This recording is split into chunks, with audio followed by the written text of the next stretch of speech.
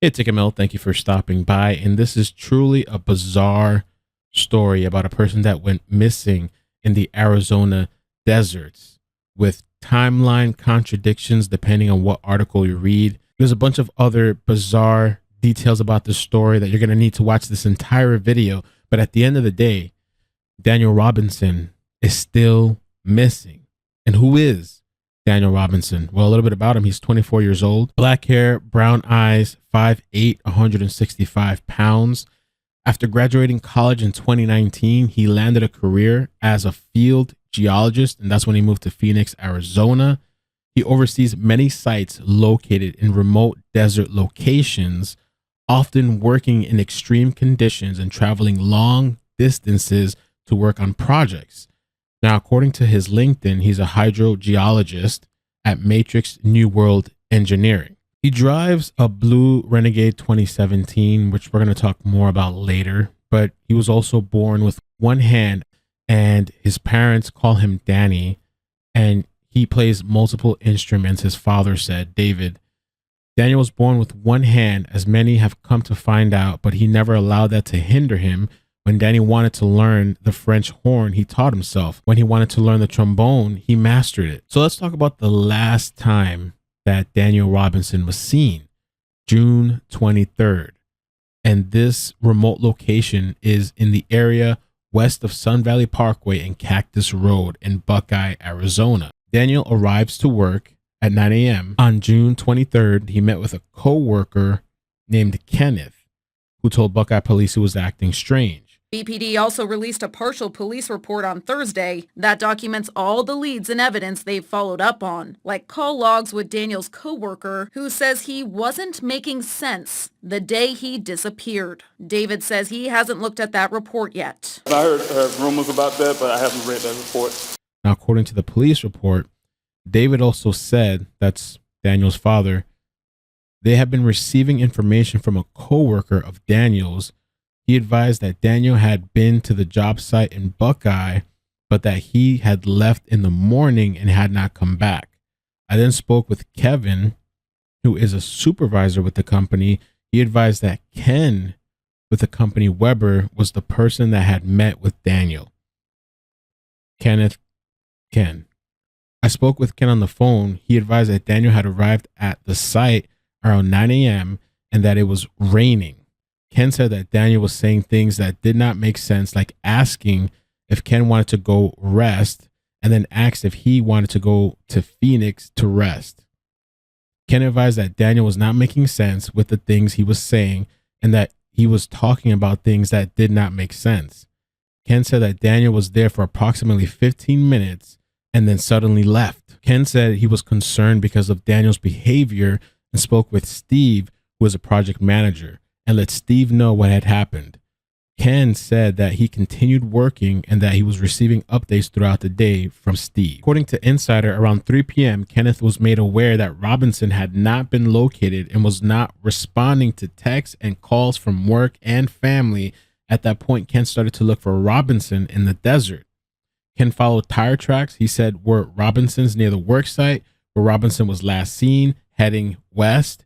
He tried to locate Robinson as he drove further into an extremely large desert area. Police then searched that area for hours with no success. So this is all on June 23rd.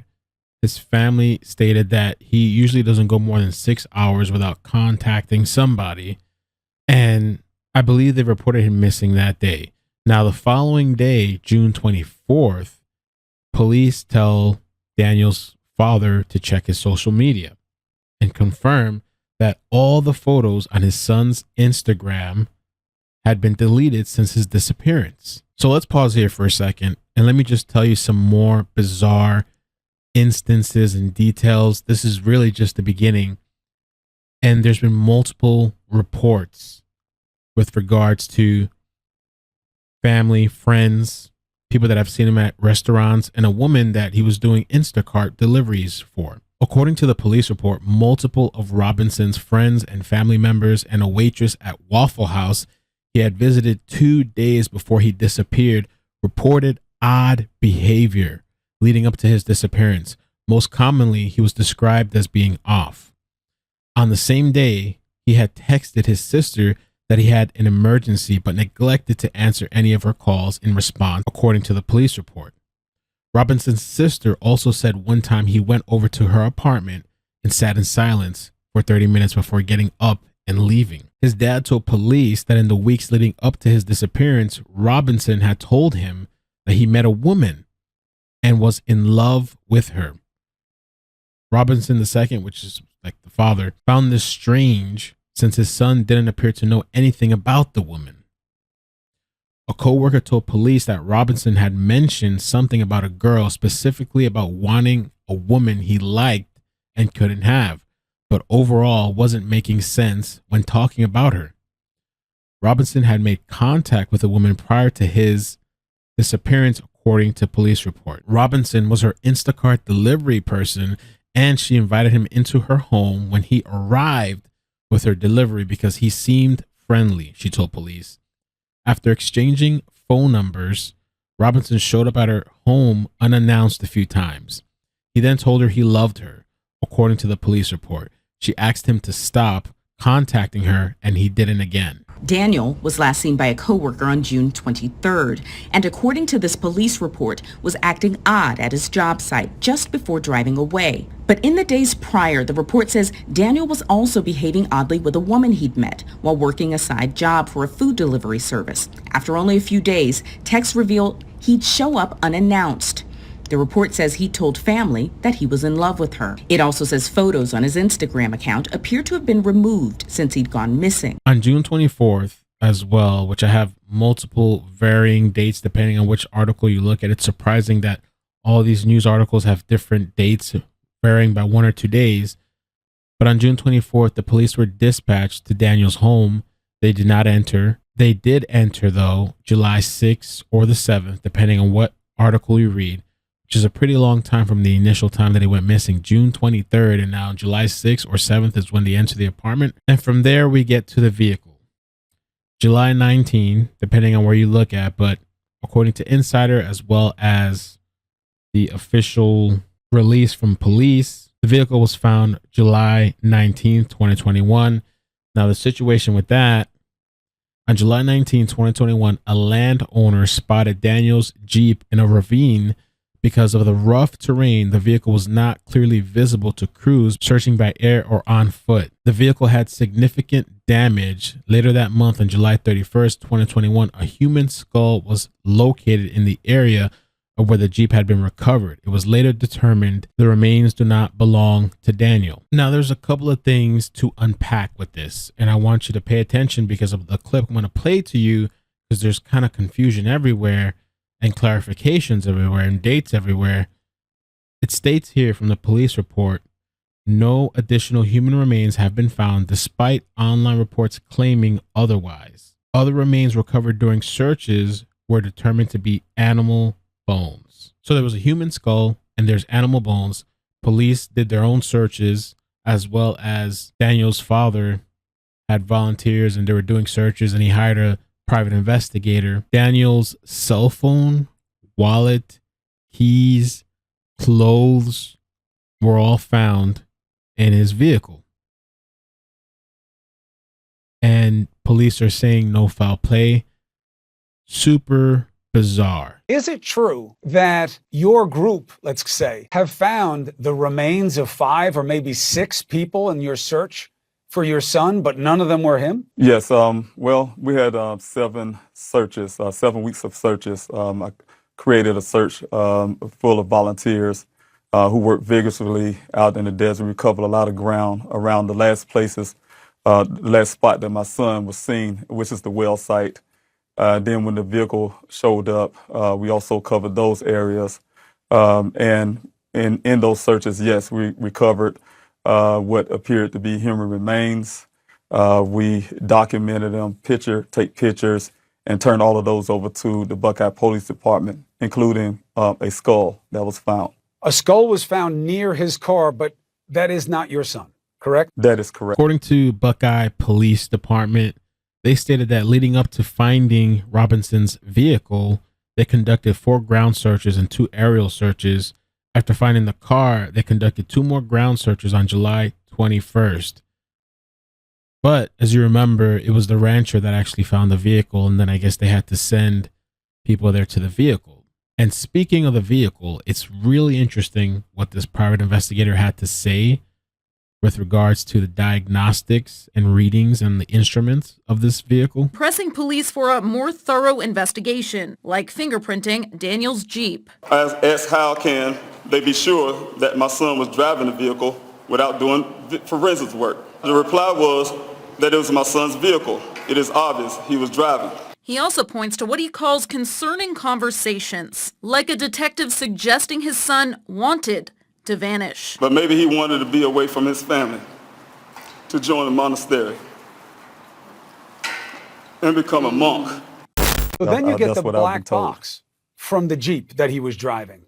And it turns out, tell me if I have it wrong, that there was some kind of collision, but that after the collision, the car was driven another 11 miles.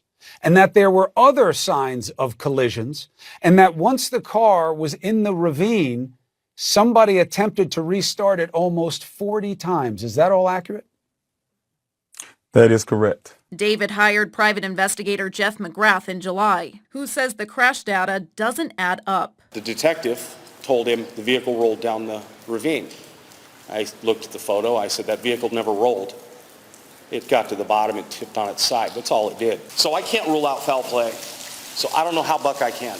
The damage didn't match with the terrain and where it was laying. Where's my son? Daniel's father, David, brought in private investigator Jeff McGrath to piece together what led up to the crash. Buckeye Police handed over the Jeep and their report from the vehicle's airbag control module, or ACM, showing what happened after the airbags were deployed. And this guy, McGrath, he specializes in accident reconstruction, according to ABC 15.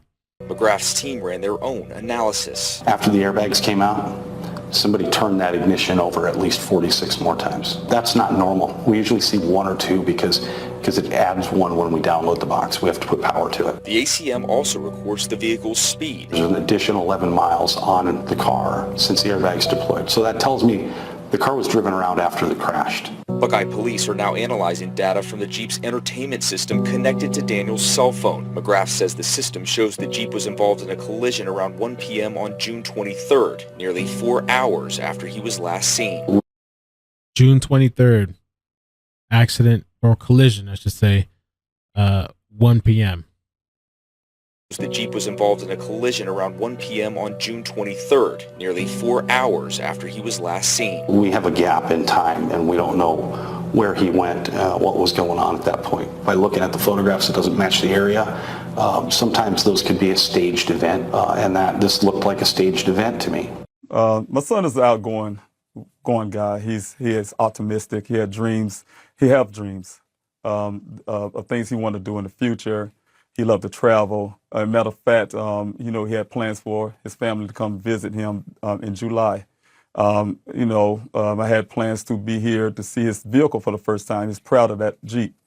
And for myself to see that Jeep the first time in the situation that it was in, it was very devastating for his mother and myself and his siblings. Daniel's brother says he believes police are doing what they can to find him now, but had they been quick about it in the beginning, we wouldn't be here 3 months later still searching for my brother and still looking for answers. It took me 3 months to look at my son's picture. Just seen his car. It took me 3 months to look at his car. You thought you felt pain.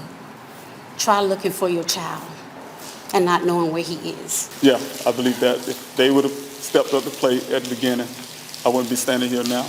I took some screenshots from Reddit, and just to give a little bit of maybe the dangers of the desert, one person said a lot of these comments keep getting removed. If they refer to what I think they're referring to, there are parts out here where it is known to stay away.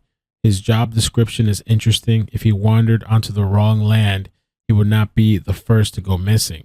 And to note, his vehicle was only 4 miles away from where he was last seen, his job. Another comment says, I've done some work out in the area and been chased off or confronted at times. People choose to live further from others for lots of reasons. I would still hope that someone who knew something or had seen him would choose to come forward. even if they don't agree with the reason he was working out that way. There's a lot of conversation going on Reddit with regards to this story. One person says, I live right down the road and they're developing large areas for housing out there at the moment, so won't stay rural for long. Another person says, I don't know the specific project he was working on, and I don't want to suggest any relationship to his disappearance. In response to the reason I was confronted in the past, people in hard hats and vests mean form of change is coming to the desert, and not everyone sees that as a good thing. I also read some pretty disturbing posts with regards to, in some deserts, what they could do to make people disappear. Now, it was a little bit weird following this story because of the different times and different articles and different backs and forths and not really sure of what's what. But at the end of the day, Daniel Robinson needs to be found and his family needs answers. And I put this little clip together just of some of the little peculiar things while watching, and mental health is a serious issue. So I can't rule out foul play. So I don't know how Buckeye can. At this time, the department has no evidence to suspect foul play or a crime. McGrath doesn't believe Daniel's disappearance was criminal either, after discovering he may have been struggling with his mental health weeks prior to his disappearance.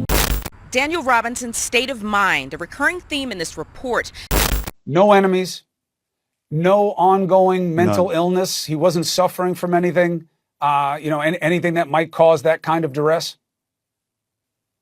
Nothing. Whatever the reason, his goal remains to find Daniel Robinson. We want to bring him home to his family so they can have some closure. I'm not going to give up. I'm not leaving until I see him again. The link to the GoFundMe will be down in the description below. Daniel's father traveled from South Carolina to Arizona to search for his son. And thank you guys for stopping by. There's some updates with the recent stories that I've been covering, like Mia and Jelani Day. I should be doing those soon. Stay tuned. Hit the like button, turn on the bell notification so you don't miss the updates and the videos. I appreciate you guys. Take care of yourselves and peace.